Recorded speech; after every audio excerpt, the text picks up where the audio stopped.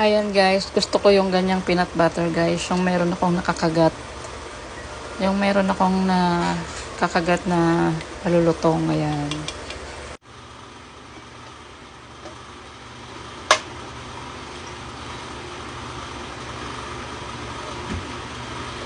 Malinis yung container na pinagsasalina natin guys. Tapos, na-sterilize na rin yan.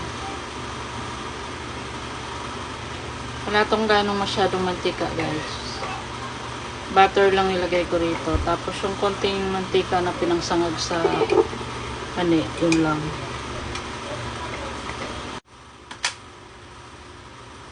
So ito na guys, oh. Ito yung nagawa ko sa 1 kilo. 1 kilong mani. Tapos meron pa dito. Yun lang guys. Thank you.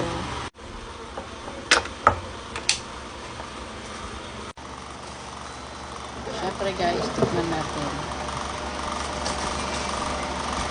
Tikman natin. Diba?